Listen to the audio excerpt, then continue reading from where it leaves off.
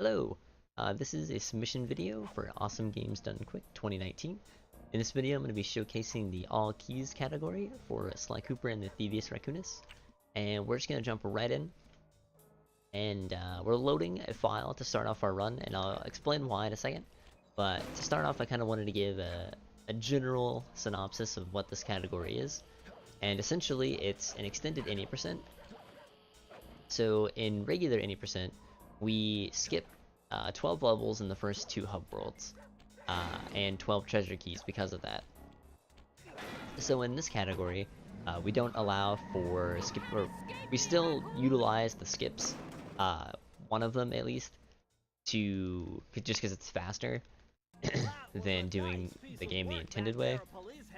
However, you were required to collect all 28 treasure keys in the game before completing it. Now, getting to why we start from a file instead of a new game like the last time that Sly Cooper was at AGDQ event. And essentially what it boils down to is we found a way to manipulate the file to allow the cutscenes that are unskippable to be skipped without changing anything in the run. So we start from the same location that we used to start from, and no progress is made anywhere else in the game.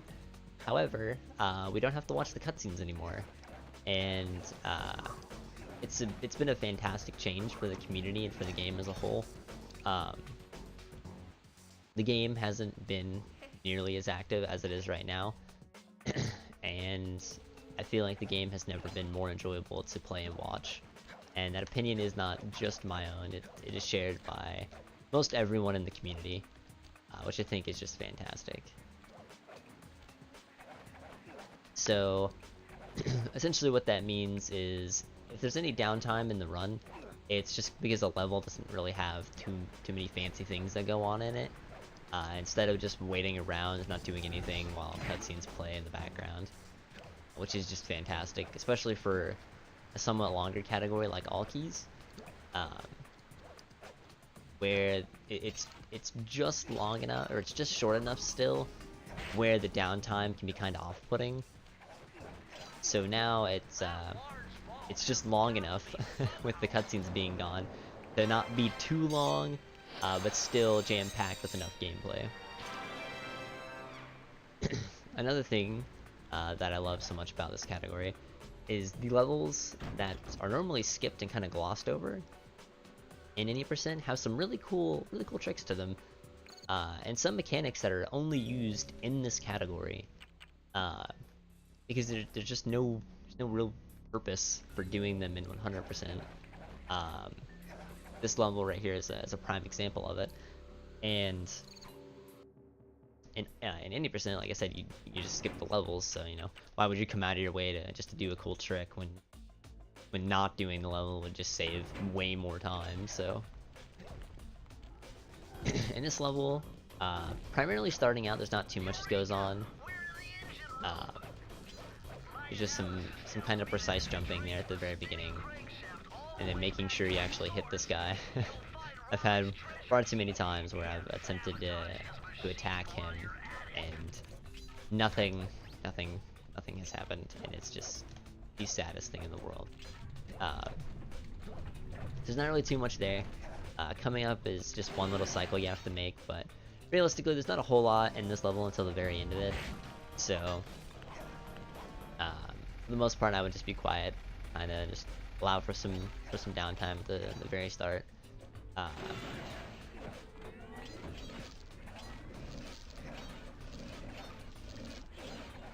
So that's the cycle right there. I was kind of trying to focus up and make sure I didn't accidentally hit the fan blade. But it just kind of allowed for some downtime right at the very start, because the last couple of levels in this hub world are pretty intense from the things that are required. So kind of got to get in your downtime where you can get it when there's no cutscenes in the game. So right up here is actually a mechanic that was known about for a very long time. It was found by a runner many years ago, but there was never really any usage like thought up for it. Essentially what happens when the game fades in from black like that, and Sly is on what's considered a flat surface, if you time the jump button correctly to one of the first few frames that the game is active, Sly gets a really huge like speed boost to his jump and can get really high distances from that. And another side effect of this, oops, okay, don't know what happened there, but alright. Anyway, another side effect of this is the game doesn't really see as you having touched the ground yet.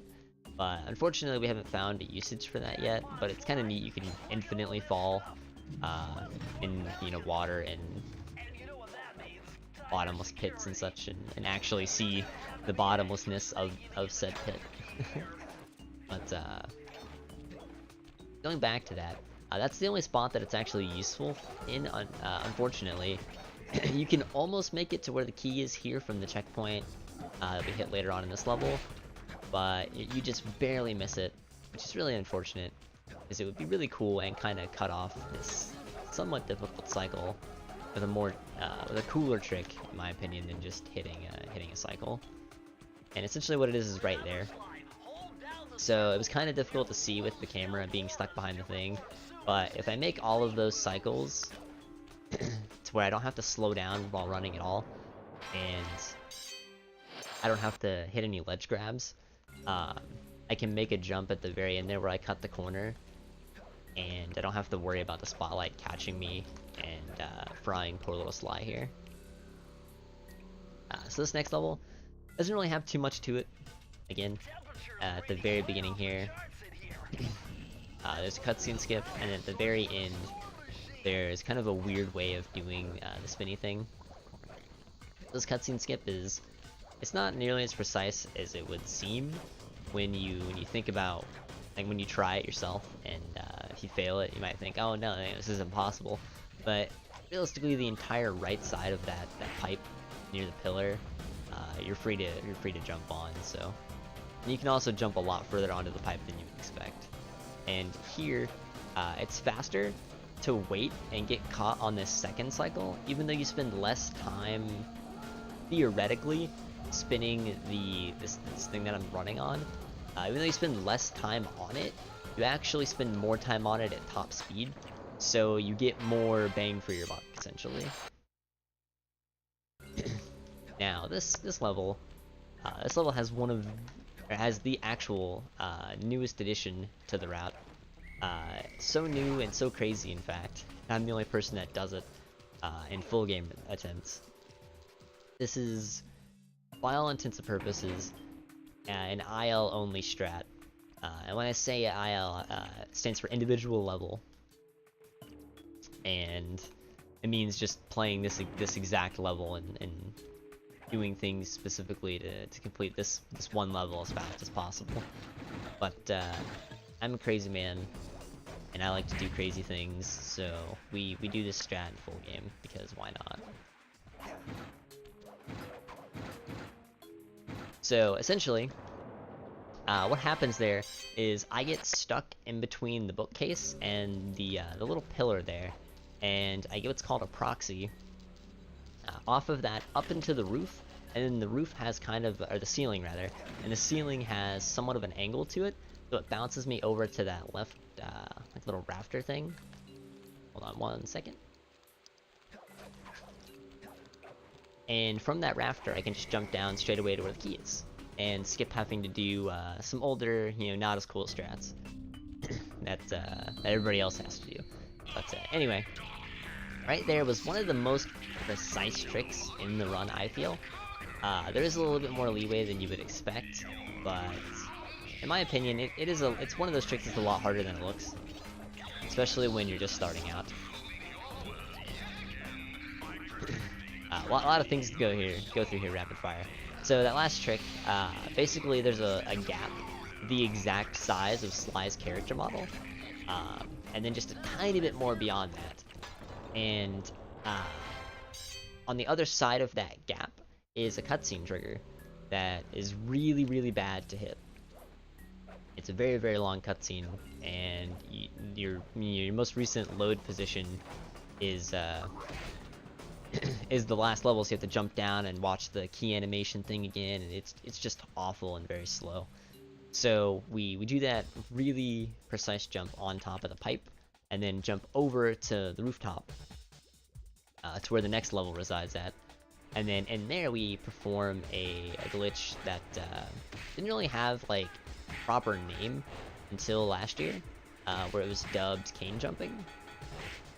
And essentially what it is kind of like a momentum and height storage. So when you press the circle button in this game, is how you like interact with objects and such to do Sly's fancy tricks and whatnot. And when you do that, it's like it's a little burst of movement speed, so he can latch onto the object that he's trying to latch onto. And when you cancel that animation, you preserve that speed for a little bit, and then you preserve the height that you were at when you pressed the circle button, and when you press the jump button rather. You preserve your height where you're at, and kind of stall yourself. So you essentially keep the height that you gained from your first couple of jumps, but you kind of reset your jump count. And then, like I said, you get that little burst of speed into it as well.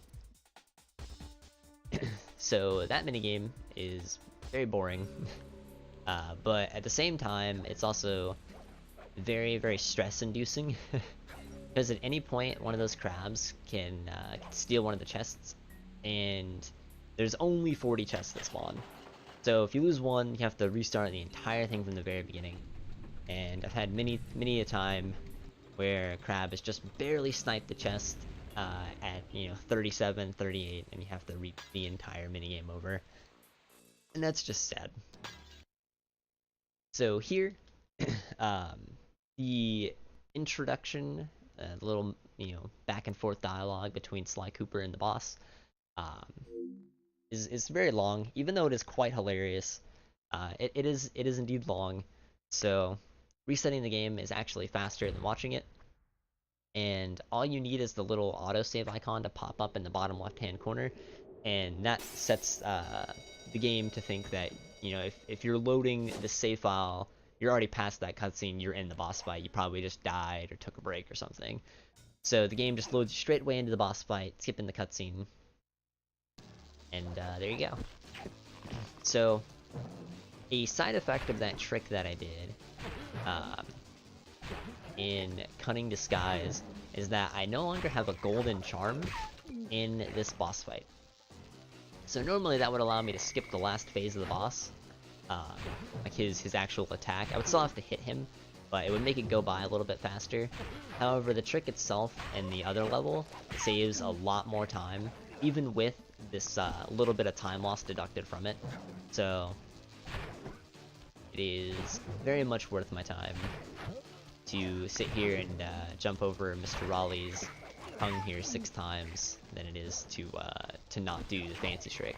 Plus, like I just said, the trick is really fancy. Why would you not want to do something that's really cool and fancy? And you could do it instead. So here, after every boss, there's another cutscene that plays where the boss tells you about the next bad guy, because and where to find him, because bad guys are really bad about hiding their plans. But we already know where Mugshot is, so we're just gonna pause in what I believe is a 6-frame window. I think it used to be thought to be 12, but I'm pretty sure it's a 6-frame window. Where you hit Raleigh and then you pause in that little window, and the autosave pops up and you can view map out of the boss fight before the cutscene starts.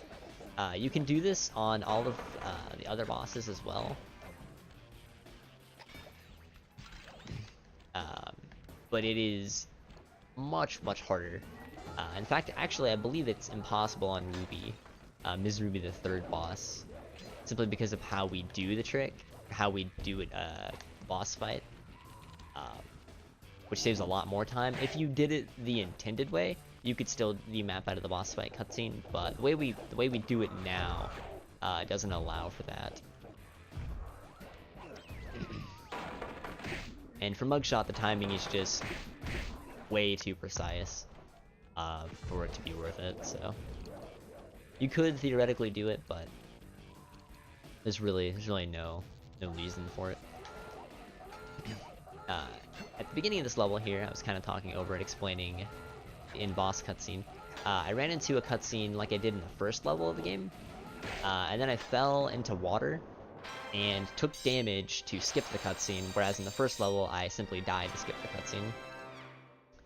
And it would work via dying. However, or actually it would not work via dying. Well, it would sometimes. It would depend on if the cutscene actually opened or not. But essentially, any Banaki-Com cutscene in this game, so the cutscenes where Sly pulls out his Banaki-Com like this, can be skipped via taking damage, dying, or loading the game. If you're on PS2, and specifically not the Japanese release of the game. Those are the ways that you can skip them. However, the Banaki-Com has to be open for the damage and death abuse trick versions of the trick to work. So sometimes dying there wouldn't actually work, but damage abusing always works. So that's why we do the fancy damage abuse. That and dying would take you all the way back to the very beginning of the level, which is not very good. So this is the first of the rail shooter minigames, I guess. Normally you wouldn't see a level like this in any percent until the 4th hub of the game. However, this is the first instance of this level type, and they're fun to an extent.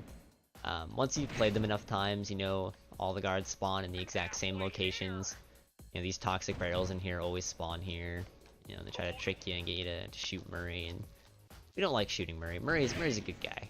You know, he's a nice guy. He's not as tough and gritty as he is in the second game, but you know, he's a good guy. We like Murray, so we do not want to shoot him with our fireworks. That would be very bad. And there's a really neat theory that I've seen tossed around a lot, and that's that the 2nd and the 4th hub worlds were actually flip-flopped in development. So Panda King's world was supposed to be the 2nd world that you did, and Mugshot's world, this one, is supposed to be the 4th one that you used to do. And there's actually quite a lot of evidence to support that theory, in that you know, that level type, you shoot fireworks, and you don't see fireworks until Panda King's level in the 4th hub, which this would make a lot more sense seeing it here if you had already seen them in Panda King's world. And then in the next non-platformer level that we'll be doing is a race against some dogs for a treasure key. And Murray seems to be a lot more courageous in taking on these gangster dogs with his race. And another notable thing is that you don't have a prompt to press, skip like the tutorial of the thing, or not to skip, but to confirm that you understand how to do the race.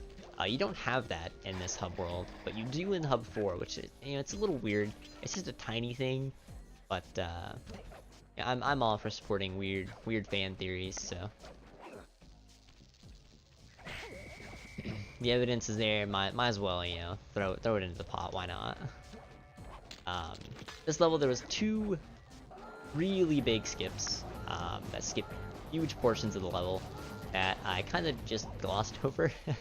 But the first one is very easy. Essentially, they didn't move the collision for the damage hitbox. Wow, I actually accidentally did a super jump there. Anyway, they didn't move the hitbox for the damage plane all the way through. Uh-oh. That's fine. I had to watch key animation. No big deal. But essentially, they forgot to move that, so you can kind of just jump to the left and hug the pillar, and you don't take damage. You can just fall down and skip a good 25-30% of the level, and then there we go. And then the second skip, you can kind of abuse standing on some things you're not really supposed to be able to stand on. Skip another large portion of the level by just jumping to the very end of it. What's going on down there? So it's all really cool. The second one is a lot harder than it looks. I'm really surprised they kind of did that. Not even talking about it or focusing on it in any way. Yeah, so here's the first race that you see. So right here, this dialogue just kind of plays automatically. So I don't know, I kind of like to support that theory, but unfortunately, unlike the second race that we'll be doing much later, we can't skip this one. There's no fancy pants trick we can do to jump over the railing at the end or at the start of the level and just drive over straight to the key. But we do have neat things you can do here. Some proper lines that you can take. Sometimes going for some boosts isn't optimal and whatnot, but it is somewhat interesting. But at the end of the day, this is just an auto-scroller, so every game has to have those levels that are kind of a little boring. That's not good at all. That's actually very, very bad. So basically, a tiny bit of my hitbox managed to clip the side of the wall there. So when I did my boost, I was technically in the air, and it shot me up really high, and that's not very good. Generally by this second lap, I like to either be in first place or be in a position to make a move on first place. However, it seems like the dogs are being very nice to me. Normally this one right here, with the mariachi band in the background, is that... Actually, I think that might just be record players playing. Normally he's in the lead. He goes really fast when he's in the lead. But luckily for me, it looks like he got kind of stuck behind the other dogs, so I should be able to clutch out a victory here. Now, unfortunately, it will be at the cost of some time. Normally, I would be rounding the last turn, so we actually managed to lose time in an auto-scroller. It's always a good time. No! This is so bad! That's another thing that's really bad about not being super far ahead of the dogs, is you can get stuck on them at the end there. That's silly. That normally doesn't, that's not something that happens too often, so that's kind of cool that I got to show that off, even if it is at the cost of some time.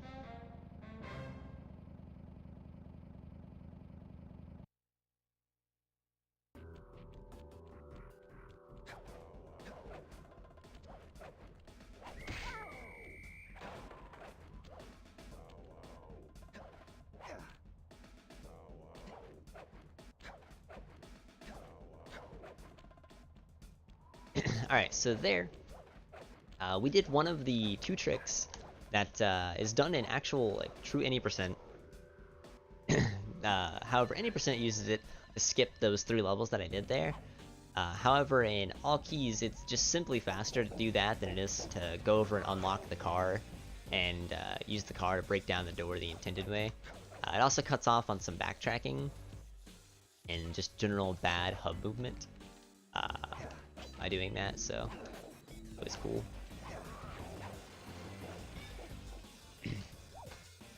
Here, we abuse a mechanic called super jumping for the first time. You skip having to do the entire level over there and all that nonsense. We abuse a trick called super jumping to trick the game into thinking that we are not moving in the hub world, or in the world, even though we actually are. So, essentially what happens is you have a 6-frame window when you land on the ground. That's sad. I don't know how he managed to shoot through that. Anyway, you have a 6-frame window when you land on the ground to... I'm just gonna wait here this time. When you land on the ground to jump, and the game will not, in that 6-frame window, have enough time to update your ground position. However, if you swing your cane before you land on the ground, you can increase that 6-frame window time exponentially, almost to the point where it's impossible to mess up the trick.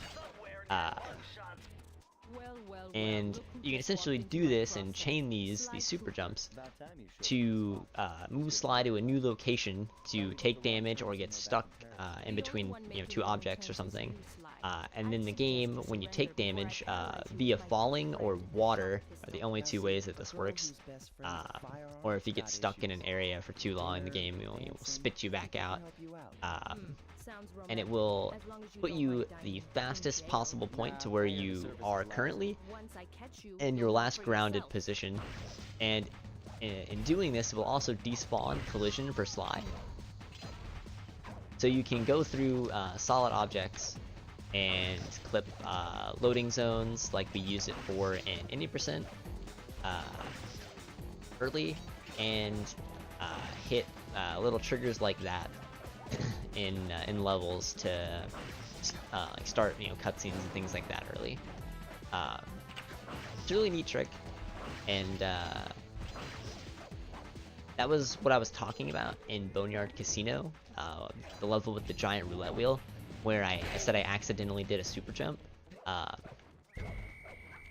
So since the game doesn't update your grounded state, any object that requires Sly's model to be, or Sly's like grounded position, in order to activate it, doesn't activate still. That's why when I landed on the green thing, nothing good happened. I just jumped a little too early, unfortunately. This level is primarily an auto-scroller there up until the very end, where you can kind of just abuse that that speed you get from pressing circle and latch on to the the ladder at the end of the level and skip a large majority of the platforming. This is what I mean with saving some backtracking. Normally you would have to go over there and do that level first, or you'd have to climb up that pipe and go over and do straight to the top first. And this way we get a nice clean route doing that skip. This level's really cool. It's really short. There's a lot of awesome stuff that goes on in it, so this is another level where I would just be quiet and kind of show off the cool mechanics of the game and some of the cool stuff that you can do in levels.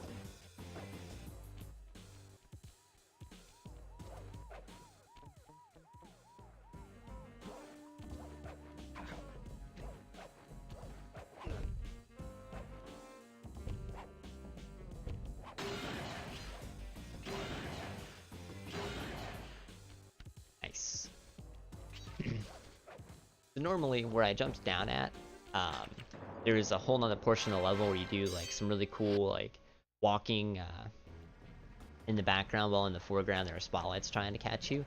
But all that's really slow. You gotta wait for a bunch of cycles. So we just jump down and abuse some kind of wonky collision on the awnings there, and get bounced up to an area later on in the level than is intended.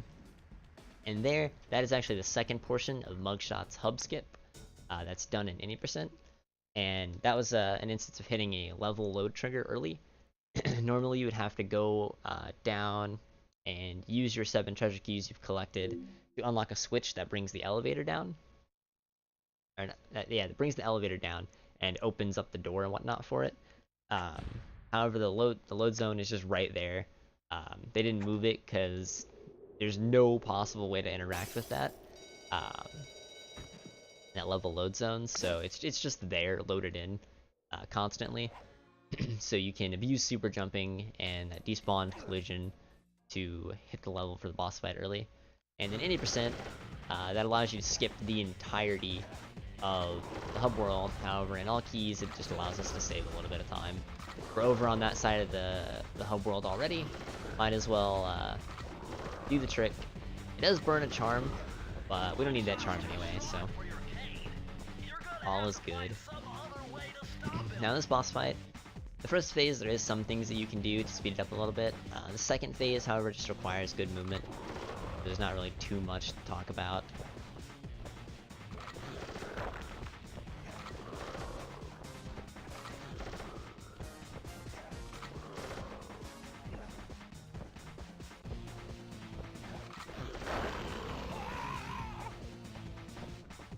Now, this last phase, however, has a really fancy jump you can do to get on top of the chandelier where Mugshot is standing on.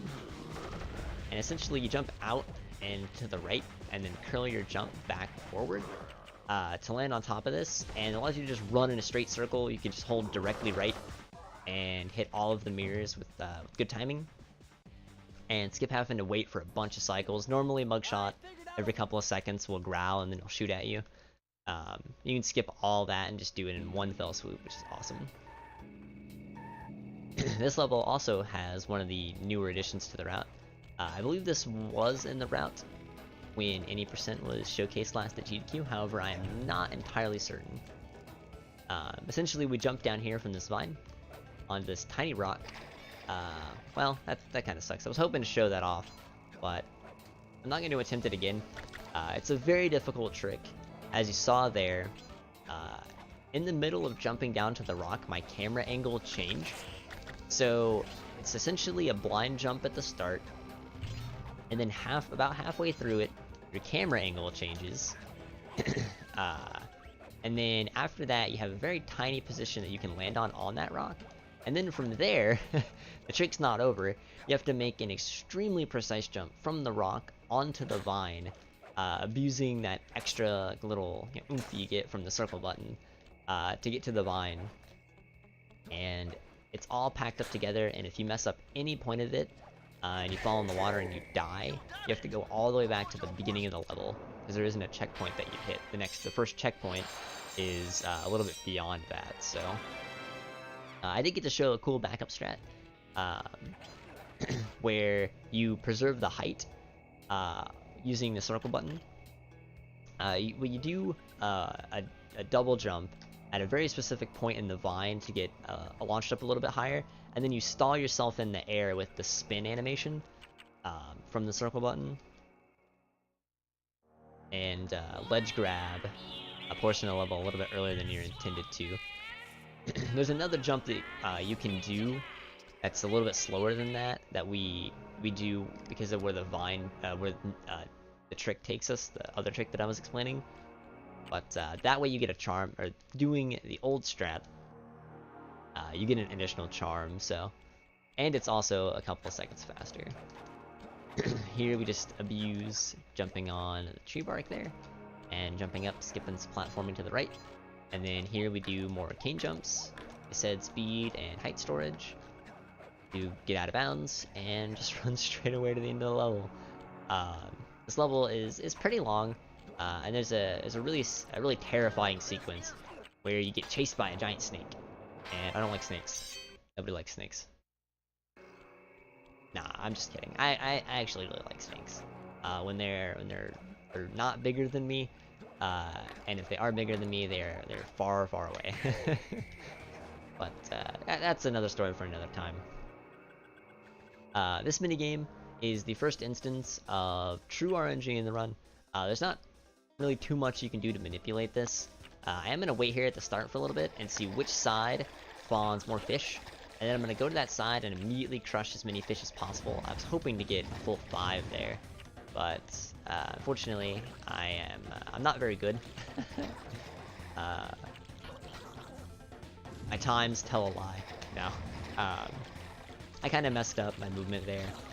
This vehicle is kind of difficult to control with extreme precision, so sometimes things like that happen. There's no real excuse for it other than I'm bad, but you know. But the core concept of the minigame is these fish, for some reason, have the unfortunate attribute of turning into flamethrower fuel when you crush them. I don't know what evolutionary trait led them to this, but it's very beneficial for me, not so much for them. But you have to crush 25 of them, and well, you don't have to crush 25 of them. You need to crush them to light 25 torches. As you saw there, I missed a torch, so I had to crush an additional one. An additional unlucky soul succumbed to my need for flamethrower fuel to light these here torches and complete, I guess, a voodoo ritual or something. I don't know. Ms. Ruby's crazy. I try not to understand her. Here again with the new stuff added to the run. since the last GDQ. Had this not difficult at all jump here that I messed up on the first attempt, and now my setup is borked, and unfortunately, messing this up one time automatically makes it lose time, so messing it up 4 times is a little obnoxious, but well. These things happen. Can't be too upset about it. Comes with the nature of speedrunning. And in here we have a very ridiculous jump called hook jump, and essentially we abuse the speed gained from jumping and pressing the circle button to latch on to that hook from a distance, and we abuse that to get on top of the hook stand and jump out of bounds and then just jump straight away to the end of the level. That's another level that's extremely long that is turned into, I believe that's actually the shortest level in the game, standing at exactly 50 seconds if done optimally, with the movement to the level, like from collecting the key in Piranha Lake to completing that level and collecting the key there is 50 seconds if done optimally. So and normally that level would probably be about a minute 30, a minute 40 if done casually. And of course not collecting any of the bottles. So this is another instance of just true RNG in the run. Essentially these chickens can spawn anywhere, at any time. Always a certain amount can be on screen at a time, and there does seem to be a general pattern of them preferring to spawn on the opposite side of you. And these roosters spawn, I believe it's 7 seconds after they touch each other and destroy, or touch Sly and blow up. I believe, or it's not 7 seconds, it's like 3 actually. And then the first time they spawn is after you kill 8 chickens. There we go. Getting my information mixed up there a little bit. Guess I'm too stressed out from these here bomb-toting roosters, as the game calls them. Basically, for that level, you're killing 50 chickens, so a ghost can make him and his friends some gumbo, I guess. I don't know. I don't really know why ghosts need to eat, but you know, whatever. And again, just keep rattling off the things here that have been improvements made to the route. Since all keys and any percent are effectively the same thing after Hub 2, this is a route change for both any percent and all keys. And what it is normally you do chickens last before the boss fight. Now we do it as the 4th level done in the, well, I guess the 5th level done in the Hub world, but the 4th that isn't the introductory level. We do it first now, and then we come here and do this level second, and then we do the level we used to do first last. And overall what that does is saves a few seconds over the best possible cycle with the old route. And the best possible cycle with the old route was really only attainable about 50% of the time. So it saves even more time on the average that you could get with the old route. So, and it's just a tiny little level order change. What's really cool about it is there was another new thing found in the first level in the 4th world. It's the same trick that used to be done, however we can do it without requiring a charm to take damage on. So essentially we can keep that like safety charm that we get in Grave Undertaking, make sure we don't have to accidentally die in down home cooking the chickens level, and then we can use that here in any percent and all keys. In any percent you don't have to worry, or in all keys you don't have to worry as much because you generally will have a coin charm, but in any percent you won't have a coin charm here. And what it allows you to do is do that little sequence that I did there. You can do it without taking damage, but it's extremely difficult and very dependent on where the ghosts spawn at. But if you have a charm, you can do it. It doesn't lose any time. compared to doing it with without a charm and just not taking damage. It's really cool, and a neat way to use that charm in an effective manner. And then you can avoid this charm in this level instead of picking it up just to be safe. So you can guarantee a charm in the level after this one. And it also allows the charm, like I said, for chickens to where you don't have to die in the minigame to some unfortunate RNG. Now normally, the fast way to do that is you do that cane jump there. This one had a name because it used to be the only time you do it. It's called bone jump. And essentially, that one's less about storing momentum and more about stalling yourself in the air to jump up and over the spikes that I hit. However, I didn't manage to get it there, but that's fine because I actually don't want a gold charm. I actually don't want a silver charm either, but I don't really have a fast way to get rid of this charm. I'll probably just jump in the water here at the very end of the level. But we'll keep it for safety. Why not? We'll do marathon strats. We'll do marathon strats in the marathon submission video. So we just view map over here to this level and exit the level, and we just run straight away to the end, just like normal. All of this together ends up being faster, even though that does have an additional load and then into a level, and then additional load into the hub world. It all still saves time over doing the route the other way, and it was all because of a new discovery this year with those guards in the center there, those rats guards that just met the unfortunate end of the cauldron to the head. When you are in the air and you started from a grounded state, the guards don't spot you, even though you're in their spotlight. However, this is only true if they have not spotted you from the ground, or are already alerted. So, provided you do the trick correctly, you can go around the opposite way and reach that level, descent into danger,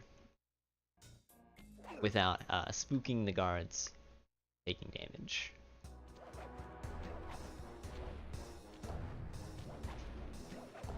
Now here, there's some really terrifying cycles we make here, but it's no big deal. Done it a couple thousand times now by this point, But we do a really fancy trick here to get out of bounds, and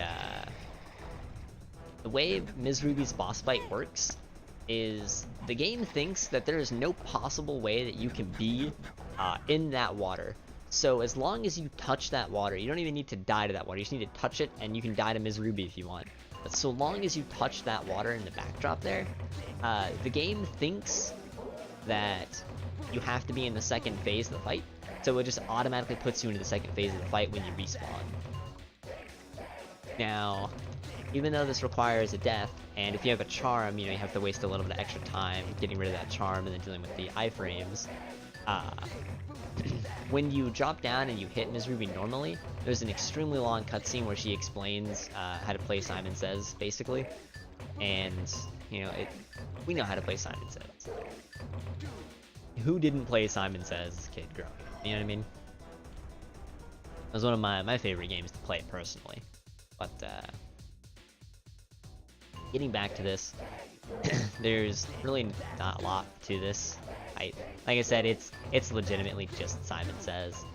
So, with the exception of there's actually 3 phases of this Simon Says nonsense, but we skipped the 3rd phase because it was kind of like a programming oversight, and her hitbox lingers in this 2nd phase of the DDR. Or DDR. I like to call it DDR.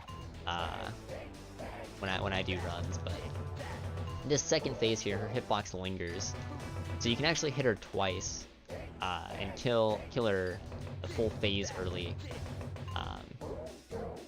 which is kind of sad. The last phase does go by.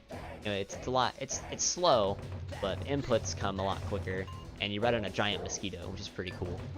But you know, all that's slow, and in the sake of, or in the namesake of speed, we're gonna skip this. So I load the game there, and since I haven't explained this yet because it hasn't come up, it's come up in a Mugshot's boss fight, but I glossed over it there. You can load any file in the game. You can load that file, and then during that little fade out, anything that you do that would cause an autosave happens on that file instead. So what I'm doing there is I'm loading the same file that I'm doing the run on before I kill Ms. Ruby, and then during the fade out I'm delivering the final blows, and the autosave is saving over the file that I'm currently loading, and since it doesn't do the actual load until the black screen, the game thinks that I have completed the boss fight, or the game autosaves me as having completed the boss fight, and then the game loads that file that has beaten the boss. So that's actually how we utilize the cutscene skips. Is this works not only with anything that gives you percentage and autosaves, but it also works with the cutscenes themselves. So essentially what you do is you load that file that's at the very beginning of the game before watching the cutscene, and then you start the cutscene during the fade out, and you watch the cutscene, but you're taken back to the hideout, or you're taken back to Paris rather, with no progress having been made, other than the cutscene has been flagged as having been watched, which is really cool. I think it's a neat take on the whole cutscene nonsense, the whole unskippable cutscenes, and how to get rid of them thing. I think it's actually a unique take too. Did that drop? It did drop.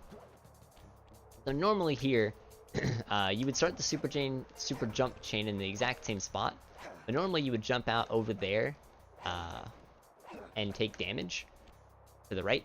However, you can just get stuck in between these two trees here and get the exact same effect without having to take damage.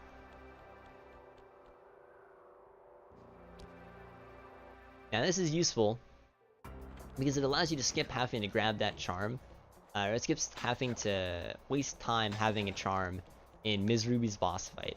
I grabbed one just to be safe and have a charm and make sure I don't die anywhere, but normally I wouldn't have that charm, and it would allow me to save some extra time in Ms. Ruby's boss fight. Because like I said, we do a damage abuse, or we do a death abuse, and we have to take extra damage, wait for iframes and such, if we have a charm. So this is the second of the rail shooter, I guess. I don't really know an actual like technical name for this. This is what I've heard them be called, as rail shooters. I don't know a technical name for this level design. Kind of reminds me of, like, the arcades. For anyone who actually knows what an arcade is. I feel like that might be something that's kind of lost in today's day and age. But kind of reminds me of, like, the old arcade games where you would, you know, you'd point one of the really bad, like, little plastic toy guns at the screen, and you'd shoot like dinosaurs and stuff. It was like a Jurassic Park game. Now, it kind of reminds me of that, except I'm using a controller. I'm pressing the square button a bunch, and I know where everything spawns at, because I've played this game far too often.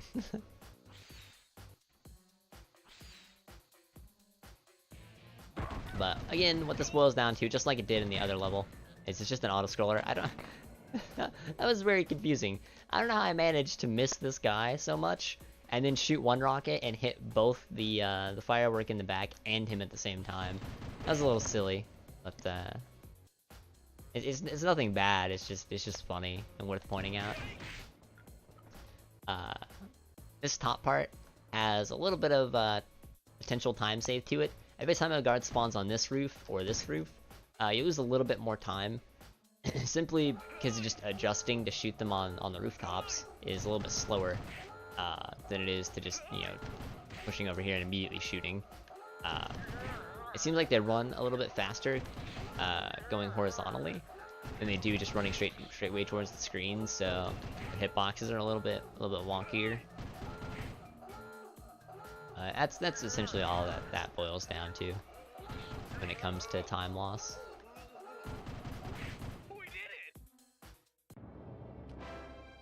Now the next level is Unseen Foe, and what we got from Ms. Ruby from killing her, every boss gives you a special power-up from defeating them, and Ms. Ruby's is the ability to crouch and go invisible.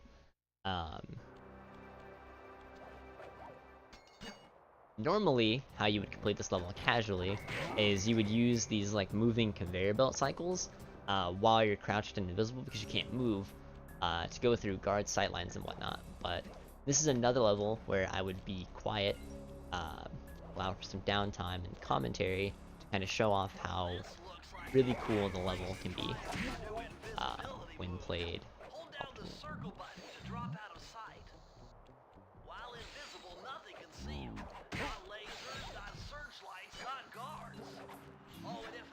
Already see you, then the invisibility trick won't work on them.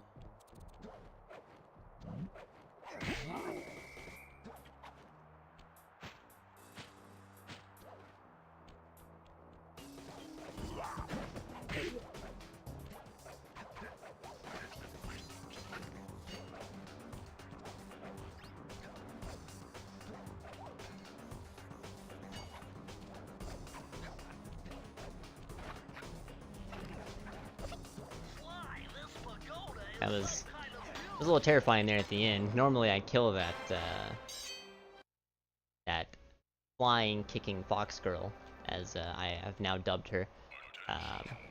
But otherwise, it was a very smooth level, and yeah, that's probably my favorite level in any percent. However, in all keys, I think Boneyard Casino is probably my favorite level.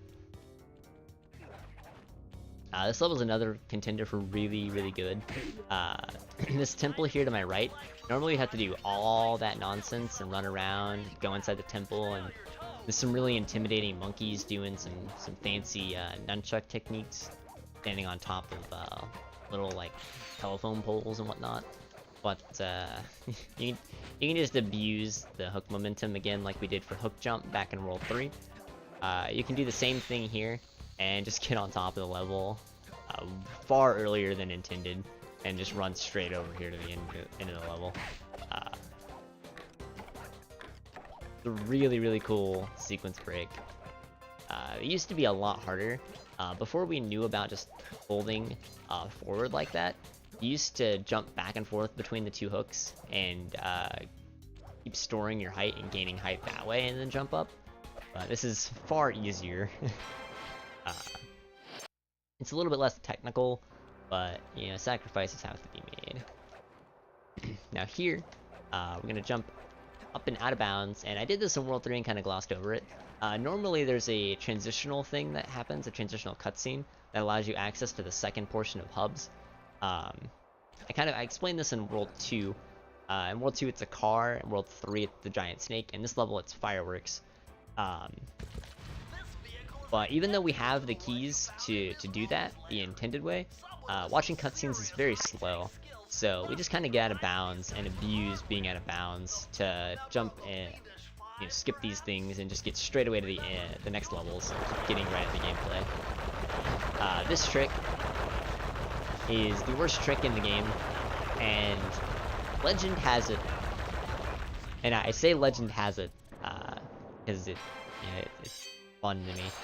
Legend has it that a runner in this game, way back, was frustrated that he lost a run to doing that level, and he came back to the beginning of the level there when he loaded from his death, and just started spinning wildly, and just happened to be in that corner at the right spot with the right timing in his spin to pop out of the corner and jump down out of bounds and go straight away to the key. And it's quite ironic in that in his frustration he managed to accidentally find the most frustrating portion of the run to this date, because that's entirely random. We know almost everything about that trick, how and why it works. There's just no way to make it consistent. You know, it's everything boils down to the up and down cycle of the vehicle you're riding, the angle at which you're holding on your control stick, how quickly you're spinning, how many times you've shot the wall. All of these things play a part in it, and there's just no way to find a consistent setup for the trick, unfortunately. Now here we're doing another damage abuse, and this is another reason why you don't want to have a charm, or a death abuse rather. We're jumping up and hitting that checkpoint early. The hitbox kind of extends a little bit farther down, so you can hit the checkpoint, and hitting the checkpoints triggers it same way that walking within range of it does. We do that to get that checkpoint earlier than intended, and skip another portion where Carmelita is shooting at us, all guns ablazing. Normally there, that looks intended, but it's not. You're supposed to hit the fireworks there, to the right, near the vault, and the fireworks will break the rocks and create a platform. You can stand on the top portions of the rock, and does the same thing, allows you to get up there. Now I'm gonna load the game here and get my charm back, because I had to die to get the charm, or I had to die to do the thing, so I lost the charm. But like I said earlier, if you load the game and then do something that would induce an autosave afterward, you will load your previous state of the game. So I loaded the portion of the game where I still had the charm, and then I collected the key, so it autosaved me collecting the key, and then during the black portion of the screen, the black portion of the fade out, it loaded a version of the file where I collected the key, and I have my charm still. So this is the second portion of the race. And yeah, you know, Murray is a little, he's a little brazen here, and you know, a little macho. But here's the big thing: is that little piece of dialogue there, that little like X button prompt there, seems really insignificant, but the fact that it's there instead of in the actual first instance of the race levels is what really drives home the theory for me that this hub was supposed to be second instead of first. Now, like I mentioned earlier, this race, we could just skip it. Who needs to do long, boring races? Nah. We don't need any of that nonsense. Doing races is for chumps. We skip races in our game about anthropomorphic raccoons stealing his family's legacy back from a group of thieves that may or may not have murdered his father. We don't know anymore. We skip the cutscene. I have a very dry sense of humor, if you can't tell, but I roll with it. I make it work as good as I can.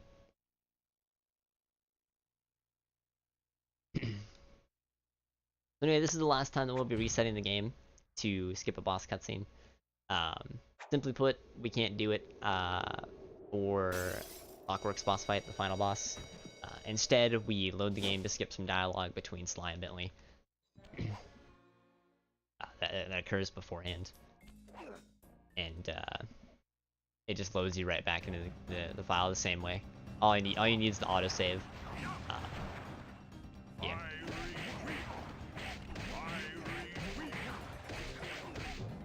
Now there is a trick here I'm going to try to showcase. I can't explain it right now though. I messed it up there. Entirely.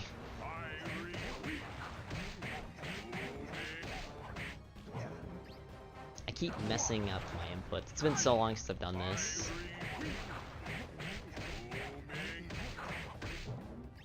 Alright, well that's unfortunate. I didn't get to show it off. Essentially, what you can do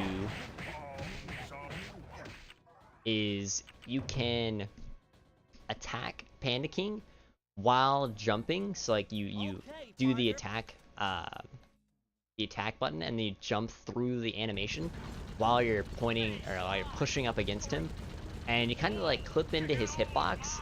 So when he does that knockback, it doesn't actually push you away. It just pushes you directly upward, and it skips you having to be pushed all the way back. And a side effect of this, it keeps him in his like cowering state. You can kind of just sit there and wail on him. He doesn't really do anything about it. He doesn't try to attack you back. But unfortunately, I messed it up there.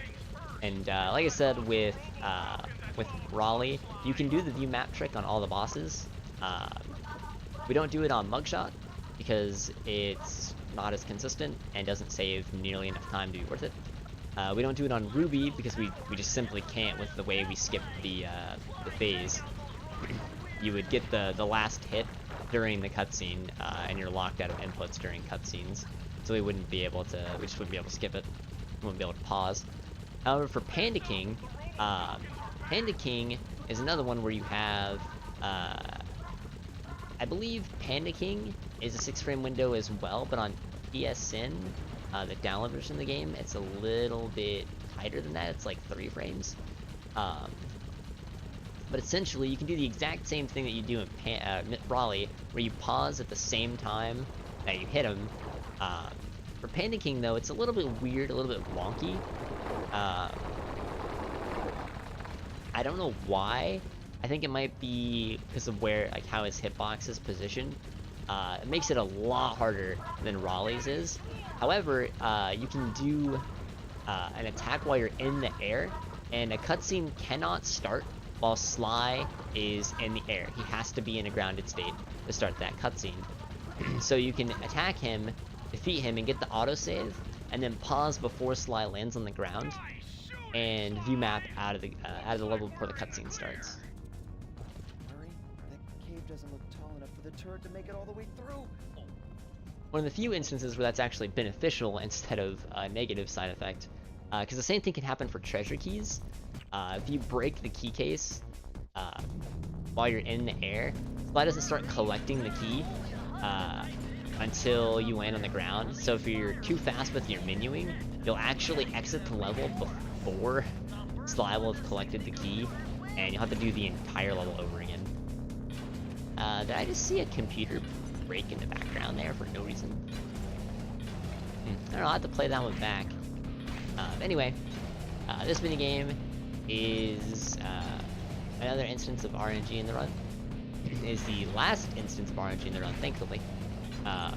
Essentially, there are 119, unconveniently, 119 computers here, and we need to collect 60 of them, or a majority, to unlock the vault code for the door, I guess. I don't really understand.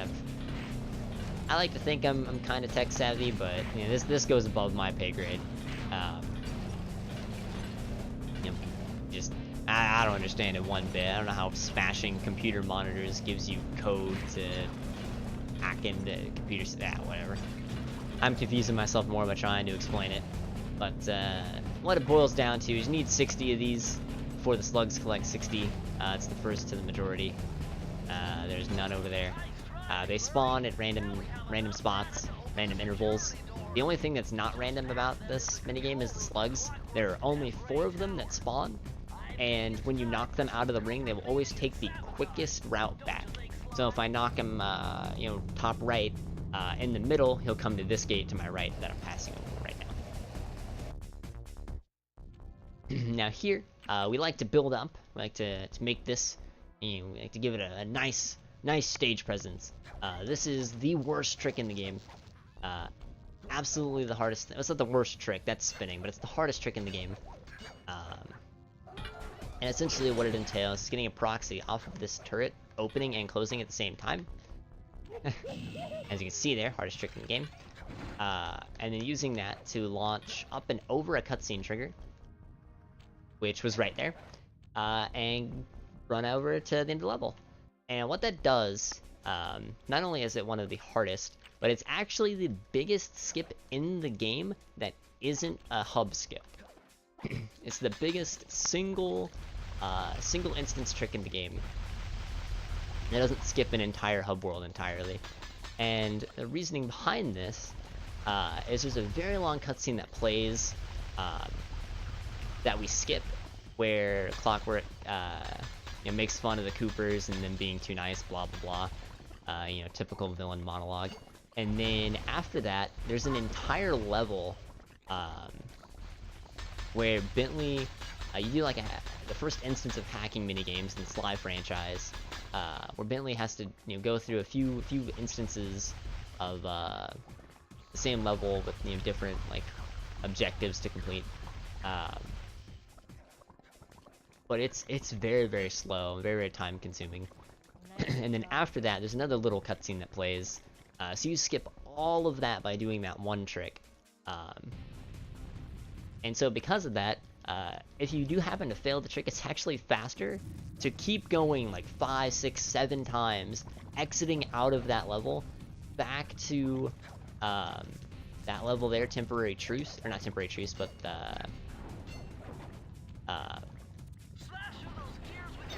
the level where you did the skip called Bentley Skip, and attempt the trick a second time, and then a third time, and a fourth time, and fifth time. It's crazy just how much that one single instance trick saves. Now, this level is Sinking Peril, otherwise known as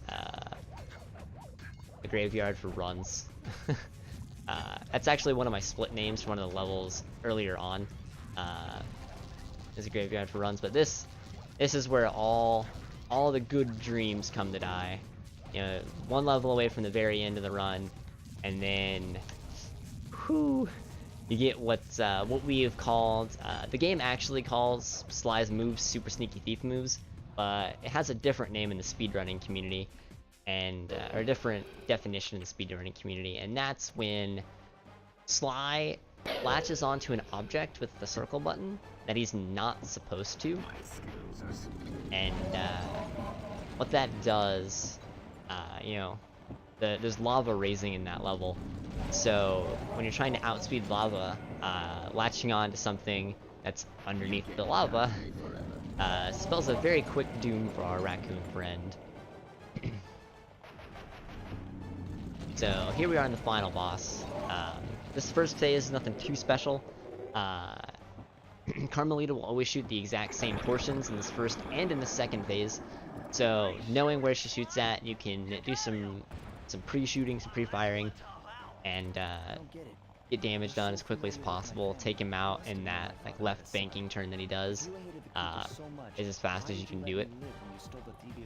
Yeah, while Sly and Clockwerk here are having a discussion, I'm going to explain the second phase. And essentially the second phase has 4 patterns for these circle rings you have to fly through. You have to fly through 4 of them. Depending on what pattern you get, you can make a fast damage cycle, dubbed a quick hit. On the first one, the last 3 points of damage, you can do the quick hits on them regardless of the cycle you get. Here we got a pretty average cycle. I can get a couple of hits, but I can't get the full health point off of them. And the last thing to explain about these little purple rings is for the first 3 sets of them, so the first 3 sets of 4, this last ring that you fly through, I forgot to pre-shoot there, but you saw it there at the right hand side of the screen. Go back if you missed it, but the screen can actually bounce back off of the camera and come back on screen, and if you're not in the perfect position to fly through the center of it a second time, or if it doesn't go far enough to the right or left to avoid killing you when it comes back on screen, you'll die. And it's the worst possible way to lose a run. Here there's a strat called Clockwerk Jump, where you jump right away here from the end of the level, or from the beginning of this platforming section all the way to the end. And I managed to miss it, unfortunately. Which that kind of sucks. I was contemplating whether or not I wanted to go for it. I don't think I would go for it, in the actual run unless I had a charm. Just because if you fail it, you have to go through the entire boss fight over again. But I figured I would go for it, attempt to show it off in the video. I guess it gives me a chance to talk about this.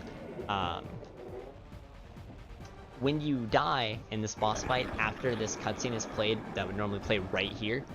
If you die, you don't want to load the game, or it respawns this cutscene. However, since we just died and that was it, we don't have to watch the cutscene again. So, thankfully, going for the trick doesn't lose the full like 2 minutes that you would, or the full like 2.5 minutes you would lose of having to watch the cutscene over again and doing both phases and getting to that point. But it still does lose a very large amount of time. And now that I've gone for it once, I won't go for it again.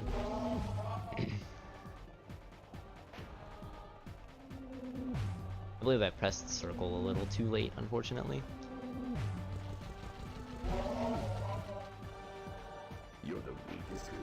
Alright, we didn't get purple ringed. So now I can show off what the platforming actually looks like and just how much time save Clockwerk Jump can actually save. So, I did it on purpose. It was just to show off more, more of the this wonderful game that I love and hold very dear to my heart.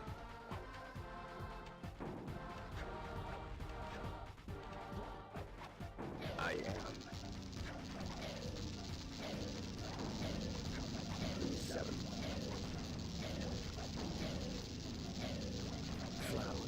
This kind of combines all your techniques together. Jumping on onto objects and rail walking on them, jumping on these spire points here to avoid tripping the alarm, doing rope climbs here or rail climbs, whatever kind of object you're on. And then you just jump over here to Clockwerk, and you bash his face in. And time is of course on the final hit, sending this horrible robotic bird to his demise. It took some tricky maneuvering, but I managed to snatch that This cutscene's kind of loud, so I'm gonna lower the volume here a little bit. But that's it. That's Sly Cooper and the Thievius Raccoonus, all keys. Unfortunately, in a minute and or an hour and 11 seconds, almost an hour and 12 or an hour and 11 seconds, an hour and 11 minutes instead of an hour, almost an hour and 12 minutes. But I wanted to attempt the trick. To show off. I guess there's not too much else to say at this point other than thank you for checking out my video and for considering Sly 1, as I'll shorten it to, all keys for GDQ 2019. It's been a pleasure showcasing the run for you today, and that'll be it for me. Peace out, guys. Now that Clockwerk's death ray is out of control.